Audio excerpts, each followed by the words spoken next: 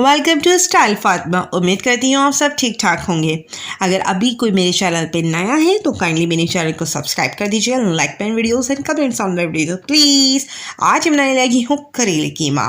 जी, बहुत कम लोग ऐसे होते हैं जो करेलों को पसंद कर रहे होते हैं, लेकिन अगर मेरी रेसिपी के साथ करेले पकाए जाए तो बच्चे ज़्यादा शौक से खाएंगे बड़ों की निस्बत। ठीक है, बहुत ही मज़ेदार लजीज करेले कीमा बनाने लगी हूँ मैं। जी चलिए मैं अपनी रेसिपी की जाने चलती हैं। ठीक है, मैंने करेले को लिया। जितने मुझे करेले चाहिए थे मैंने उन सारे करेलों को अच्छी तरह से पील आउट कर लिया। अपने जो मेरा पिलर्स की मदद से मैंने सारे करेलों को पील आउट कर लिया जितने मुझे करेले चाहिए थे। ठीक है, मैंने फिर इनको सेंटर से कट करके मैंने इनके सारे जो बीज थे उनको इसमें से रिमूव कर दिया। ठीक है, बिल्कुल इस तरह से मैंने इसको रिमूव कर दिया। ठीक है, फिर मैंने इसको बिल्कुल रैंडम कटिंग कर ली। मोटा खाएँ पतला काटे जैसी मर्जी, आपने इसकी सिर्फ रैंडम कटिंग कर देनी है। फिर उसके बाद मैंने इसमें नमक ऐड किया। ठीक है, नमक मुझे थोड़ा ज़्यादा डालना है ताकि इसमें अच्छी तरह से मैश हो जाए, और मैंने नमक डाल के थोड़ा सा पानी डाला ताकि नमक इसमें अच्छी तरह से शामिल हो जाए। और मैंने अच्छी तरह से हाथ से इसको बहुत ही अच्छी तरह से दबा के इसमें नमक को ऐड किया। ठीक है, और फिर मैंने इसको छोड़ दिया। अच्छा, अब मैंने इसमें 2 से 3 प्याज़ें लेनी है। प्याज को मैंने अच्छी तरह से चॉप कर लिया, और फिर मैंने एक पैन में थोड़ा सा ऑयल डाला। ऑयल मेरा जैसे ही सौते हो गया, मैंने ऑयल जैसे ही मेरा गर्म हुआ मैंने इसमें प्याज को ऐड कर दिया। बस मुझे प्याज को इसमें थोड़ी सा सौते करना है, मुझे प्याज को फ्राई नहीं करना।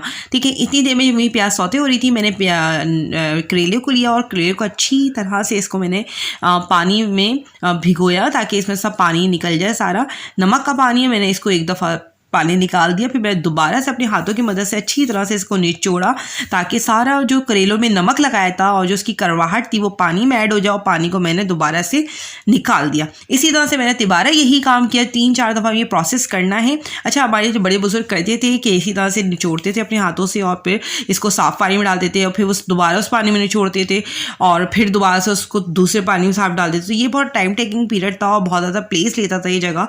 तो ये प्रोसेस तो आप इसको करिए, बहुत इजीली हो जाता है कि आप बार बार अपने हाथों से साफ़ करते रहें और पानी को अलग कर दीजिए। यहाँ मेरी प्याज सौते हो गई थी। जैसी मेरी प्याज सौते हो गई उसको मैंने रिमूव कर लिया और उसी पैन में मैंने दोबारा से ऑयल डाला और मैंने उस करेले को ऐड किया जिसको मैं 3-4 दफ़ा इस तरह से प्रोसेस से गुजार चुकी थी, और मैंने करेलों को भी इसी तरह से सौते कर लिया। जस्ट सौते करना है, मुझे कोई इसमें पकाने वाला कोई रूल नहीं है।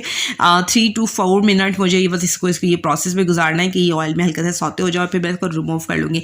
अब मुझे कीमा ऐड करना है जितना मुझे इसमें कीमा चाहिए। ज़ाहिर मेरे करेले हंडिया थोड़ी सी थी तो मैंने करेला भी उसी हिसाब कीमा भी उसी हिसाब से लिया, और मैंने करेले को कीमे को इसमें सौते करके अलग कर लिया। अब मैंने तीनों चीज़ों को दोबारा से पैन में डाला, ऑयल में हल्के से ऑयल डाल के दोबारा से इस पैन में डाल दिया। ठीक है, और फिर अब मैंने इसमें स्पाइसेस डाले।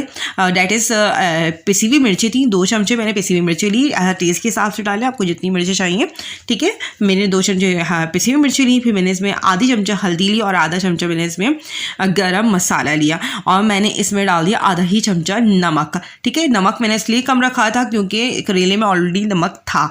ओके, फिर मैंने ये रखा था कि अगर मुझे एंड में डालना होगा तो मैं एंड में नमक डाल दूंगी। अब फिर मैंने इसमें डाल दिया लहसुन अदरक का पेस्ट, वो मेरी वीडियो बन नहीं सकी, सॉरी। और फिर मैंने इसमें डाल दी एक अहम चीज़ थी।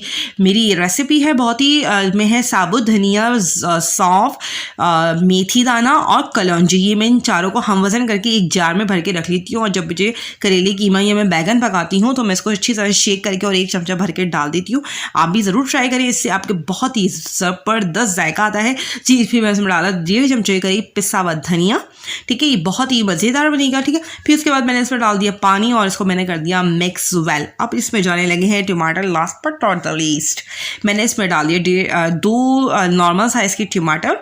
ठीक है, ignore the condition of the टमाटर बिकॉज मैं फ्रीज़ कर देती हूँ अपने टमाटर्स को, तो जब भी इस तरह की शेप बेचारी की बन जाती है तो मैंने इसमें टमाटर कर दिया। 2 टमाटर लिए और मैंने इसमें डाल दिया बस इतना पानी कि ये 40 मिनट्स मेरा कुक होगा। ठीक है, मुझे 40 मिनट इस पर कुछ टू टच नहीं करना। आप बस बीच में चेक करते रहे कि कहीं ऐसा तो नहीं कि पानी खुश्क हो गया है, कहीं ऐसा तो नहीं कि जल रही है हमारी ये डिश।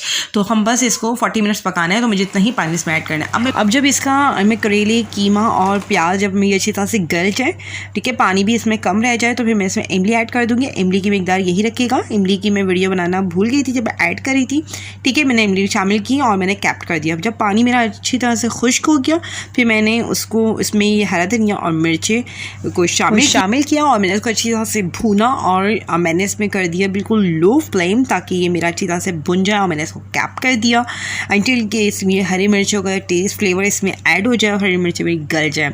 बस मेरे इतनी ही देर इसको दम पे रखना है। ये भुन भी जाएगा मेरे इसी तरह से और ये बिल्कुल रेडी है।